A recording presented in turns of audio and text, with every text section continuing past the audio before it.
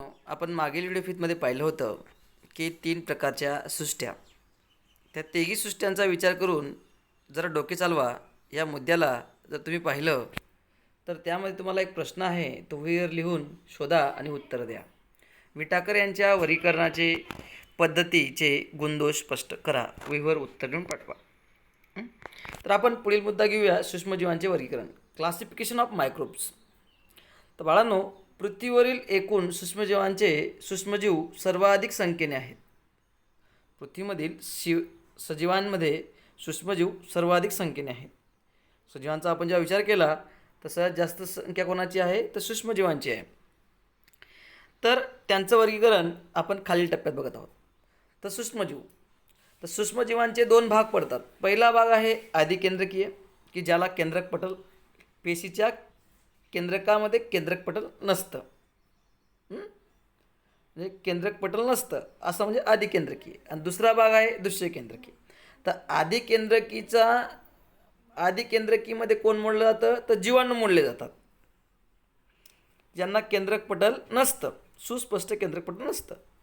आणि दृश्य केंद्रकीयमध्ये आदिजीव तसेच कवक, शैवाले हे मोडले जातात, की ज्यांना काय असतात, पेशीमध्ये केंद्रक पटले असतात.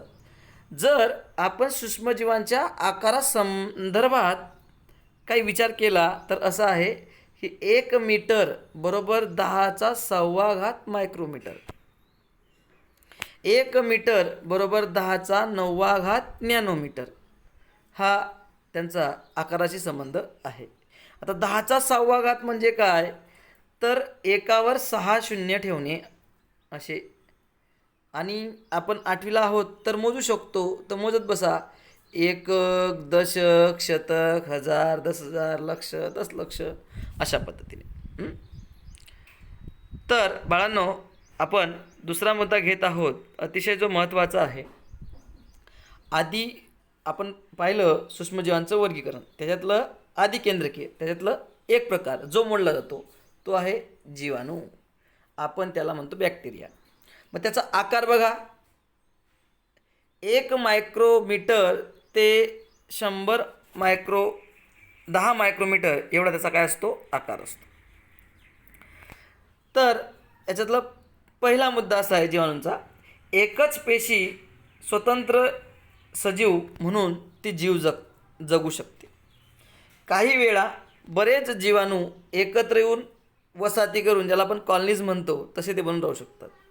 दुसरा मुद्दा असा आहे की जीवाणू पेशी हे आदिकेंद्रकीय असतात. जर आपण वर्गीकरणाला लक्ष दिलं तर हा मुद्दा आपल्याला कॉमन लक्षात येईल. आणि आदिकेंद्रकीचा अर्थच असा आहे की पेशीत केंद्रक व पटलयुक्त अंगके नसतात, मात्र त्यांना पेशीभित्तिका असतात. तिसरा मुद्दा, प्रजनन बहुधा द्विखंडी भवनाने होऊ शकतात. द्विखंडी भवन म्हणजे काय की त्याचे 2 समान भाग होतात आणि मग प्रजनन घडते, त्याला द्विखंडी भवन म्हणतात. चौथा मुद्दा आहे, अनुकूल परिस्थितीत जीवाणू प्रचंड वेगाने वाढतात आणि 20 मिनिटात त्यांची संख्या दुप्पट होऊ शकते. आपण जर जीवाणूंची उदाहरणं पाहिलीत तर गोलाणू, दंडगोलाणू, दंडाणू, स्वल्पविरामाकृती आणि स्पर्लिका आकारासारखे जीवाणू. हे आपण पाहिलं सूक्ष्मजीवांच्या वर्गीकरणातला पहिला भाग आदिकेंद्रकी, त्याच्यातला दुसरा भाग आणि त्याचा भाग जीवाणू. आता आपण वळणार आहोत सूक्ष्मजीवाच्या दुसऱ्या टप्प्याकडे, म्हणजे दृश्य केंद्रकीमध्ये, आणि त्याच्यातला पहिला भाग आदिजीव. तर आदिजीव हा त्याचा पहिला भाग. तर आदिजीवमध्ये आपण पहिला बघणार आहोत तर प्रोटोझोआ. आकाराने कसा आहे तर 200 मायक्रोमीटर एवढा आहे. मग हे कुठे सापडतात, आपण पहिलं लक्षण पाहिलं तर माती, गोडे पाणी व समुद्रात हे आढळतात.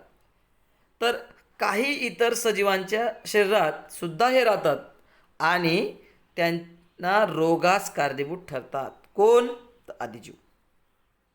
मग वर्गीकरणात आपण पाहिलं की आदिजीव कुठे होते, कशात मोडले जातात तर ते मोडताना दृश्य केंद्रकीय पेशीमध्ये ते मोडतात. मग ते कसे आहेत तर ते एकपेशी सजीव आहेत. तिसरा मुद्दा आपण बघूया, प्रोटोझोआची पेशी रचना, हालचालीचे अवयव, पोषण पद्धती यांमध्ये वेगवेगळेपण आढळते. चौथा मुद्दा जर आपण पाहिलं तर प्रजनन आणि द्विखंडन पद्धती यांच्यामध्ये घडून येते. तर हे वेगवेगळे आपल्याला सूक्ष्मजीवांची म्हणजे आदिजीवांची नावं दिलेली आहेत. अमिबा, पॅरामेशियम हे काय करतात, तर हे कुठे राहतात, तर गढूळ पाण्यात आढळतात आणि स्वतःचं स्वतंत्र जीवन जगतात.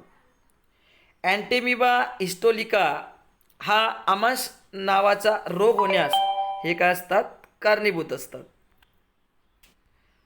अँटेमिबा हिस्टोलिका हा काय असतो, हा आमाश नावाच्या रोग होण्यास कारणीभूत असतो.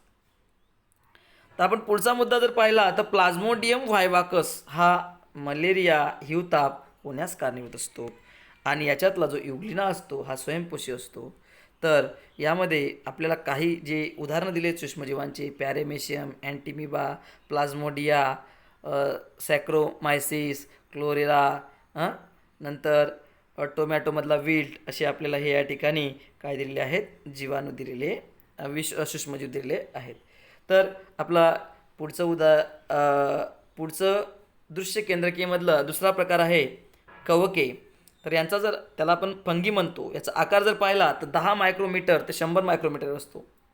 तर मग अशी म्हटल्यानुसार कवक कुजणाऱ्या पदार्थ, वनस्पती आणि प्राण्यांचे शरीरे, कार्बनी पदार्थ यांमध्ये ते काय करत असतात, आढळत असतात. कुठे सापडतात कवक, वनस्पती व प्राणींचे शरीर, कार्बनी पदार्थ यांच्यात ते आढळतात. हे दुसरा मुद्दा दृश्य केंद्रकीय आणि एक पेशी हे सूक्ष्मजीव आहेत. कवकांच्या काही प्रजाती आपल्याला उघड्या डोळ्याने दिसतात. तिसरा मुद्दा मृतोपजीवी ते असतात आणि कार्बनी पदार्थांपासून ते स्वतःचं अन्न ते शोषून घेण्याचं काम करत असतात. चौथा मुद्दा प्रजनन हे अलैंगिक पद्धतीने आणि द्विखंडन व मुक्लायन ह्या अलैंगिक पद्धतीने करत असतात. आता लैंगिक पद्धत, द्विखंडन, मुक्लायन अशा ह्या ज्या पद्धती आहेत याचं जे एक्सप्लेनेशन आहे हे आपण इयत्ता 9वीमध्ये काळजीपूर्वक बघणार आहोत. उदाहरणार्थ ईस्ट, कॅन्डिडा, आळंबी म्हणजे मशरूम यांसारखे त्यांची काय आहेत, उदाहरणं आहेत कवकांची. आता त्याच्या पुढील आपण पुढचा मुद्दा बघूया, शैवाले. हा सुद्धा कशात मोडला जातो, सूक्ष्मजीवांच्या वर्गीकरणामध्ये. तर सूक्ष्मजीवांच्या वर्गीकरणामध्ये हा मुद्दा देखील दृश्य केंद्रकीय पेशीमध्ये मोडला जातो. याचा आकार काय आहे, तर 10 मायक्रोमीटर ते 100 मायक्रोमीटर. हे कुठे आढळतात, तर पाण्यात आढळतात. दृश्य केंद्रकीय एक पेशी स्वयंपोषी सजीव म्हणून यांना मोडले जातं. तर तिसरा मुद्दा त्याचा आहे की पेशीतील हरितलवकांच्या साह्याने प्रकाशलोषण करतात शैवाले. उदाहरणार्थ क्लोरेरा, नंतर क्लॅमिडोमोनास हे सूक्ष्मजीव म्हणजे शैवाले. आता शैवालांच्या थोड्या प्रजाती एक पेशी आहेत, तर सर्व ज्या प्रजाती आहेत ह्या बहुपेशी असून नुसत्या डोळ्याने दिसणाऱ्या सुद्धा आहेत. आता आपण एक प्रकार बघूया की जो सूक्ष्मजीवांच्या वर्गीकरणात मोडला गेला नव्हता, परंतु तो सूक्ष्मजीव आहे, म्हणजे थोडक्यात तो सजीव आणि निर्जीव याच्यामधला आहे. तो आपण बघूया व्हायरस, की ज्याला विषाणू म्हणतात. आत्ताच्या काळात मोठा व्हायरस पसरलेला आहे आणि त्यामुळेच हे व्हिडिओ आपल्याला बघावं लागतं आहे. सर्वांना माहिती आहे त्या व्हायरस कुठला आहे, तो कोविड-19 कोरोना हा व्हायरस पसरलेला आहे. आपण बघूया विषाणू. यांचा आकार, व्हायरस हा अतिशय सूक्ष्म असतो, 10 नॅनोमीटर ते 100 नॅनोमीटर एवढा असतो. आणि ह्या व्हायरसला म्हणजे विषाणूंना सामान्यतः सजीव मानलं जात नाही. मग सर तो निर्जीव आहे का, तर नाही, तो निर्जीव देखील मानला जात नाही. सजीव आणि निर्जीवांच्या मधल्या सीमारेषेवर तो आहे. मात्र त्याचा अभ्यास हा सूक्ष्मजीवांच्या शास्त्रात मोडला जातो. मायक्रोबायोलॉजीमध्ये याचा अभ्यास केला जातो. आता जर आपण विषाणूंबद्दल जाणून घ्यायचं म्हटलं तर विषाणू कसा असतो, तर विषाणू हा अतिसूक्ष्म म्हणजे जीवाणूच्या 10 ते 100 पटीने लहान असून फक्त तो इलेक्ट्रॉनिक सूक्ष्मदर्शिकेमध्येच आपण त्याला पाहू शकतो. साध्या सूक्ष्मदर्शिकेमध्ये किंवा संयुक्त सूक्ष्मदर्शिकेमध्ये विषाणू आपल्याला दिसत नाही. तर दुसरा त्याच्याबद्दलची माहिती आपण असं म्हणू शकतो, ती स्वतंत्र कणांच्या रूपात तो आढळतो. कोण, तर व्हायरस म्हणजे विषाणू. मग विषाणू म्हणजे DNA DNA म्हणजे काय, तर DNAचा फुल फॉर्म काय, डीऑक्सीरायबोन्यूक्लिक आम्ल, हा झाला मराठीत. इंग्रजीतून डीऑक्सीरायबोन्यूक्लिक ॲसिड, किंवा तो त्याचा दुसरा स्वतंत्र आकार आहे RNA. तर RNAचा मराठीत अर्थ नाव काय, तर रायबोन्यूक्लिक आम्ल, इंग्रजीमध्ये रायबोन्यूक्लिक ॲसिड. आणि हे जे दोन स्वतंत्र कण आहेत, ह्या कणांपासून लांबलचक रेणू असून प्रथिनांचं त्याला आवरण असतं. कोणाला, तर विषाणूला. तर त्याच्याबद्दल त्या तिसऱ्या टप्प्यातली जर आपण माहिती पाहिली, तर वनस्पती व प्राण्यांच्या जिवंत पेशीतच हे राहू शकतात. म्हणजे कोणाच्या, वनस्पतीच्या आणि प्राण्यांच्या जिवंत पेशीत. व या पेशींच्या मदतीने स्वतःची नवीन प्रथिने ते बनवतात व स्वतःच्या असंख्य अशा प्रतिकृती निर्माण करतात. आणि या असंख्य अशा प्रतिकृती निर्माण केल्यामुळे तो ज्याच्या शरीरात, म्हणजे ज्या वनस्पतीच्या किंवा ज्या प्राण्याच्या शरीरात, म्हणजेच यजमान पेशींना तो काय करतो, शरीरात जाऊन त्या पेशींना तो काय करतो, नष्ट करतो आणि स्वतःच्या प्रतिकृती निर्माण करतो. आणि मग तो ज्याच्या शरीरात गेलेला आहे त्या प्रतिकृती तो मुक्त होतात आणि मुक्त झालेल्या ज्या प्रतिकृती आहेत त्या विषाणूंना पुन्हा नव्याने पेशींचा संसर्ग वाढवतात आणि मग मानवामध्ये किंवा वनस्पतीमध्ये या विषाणूंमुळे वेगवेगळ्या पद्धतीचे काय होत असतात, रोग निर्माण होत असतात. तर आपण आता या ठिकाणी माहीत आहे का तुम्हाला, जर आपण विचार केला तर आपल्या लक्षात येईल की मानवामध्ये पोलिओ नावाचा विषाणू, इन्फ्लुएंझा विषाणू, HIV एड्स विषाणू, असे अनेक इत्यादी विषाणू, आणि आत्ताच्या लेटेस्ट परिस्थितीला आपण म्हणू शकतो कोविड-19चा विषाणू म्हणजे कोरोनाचा विषाणू. तसंच गुरांमध्ये पिकोर्ना विषाणू, नंतर वनस्पतीमध्ये टोमॅटो विल्ट विषाणू, तंबाखू मोझाईक विषाणू, जीवाणूंमध्ये बॅक्टेरियोफाज हे विषाणू जीवाणूंवर हल्ला करत असतात.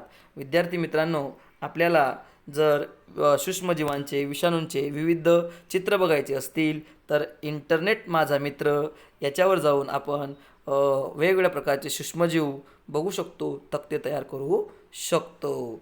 आता ह्या संपूर्ण तिघी व्हिडिओ क्लिप बघितल्यानंतर आपल्याला हा पूर्ण स्वाध्याय मी तुम्हाला व्हॉट्सअपला टाकणार. तो पूर्ण स्वाध्याय मला माझ्या वैयक्तिक व्हॉट्सअपला लिहून पाठवायचा आहे.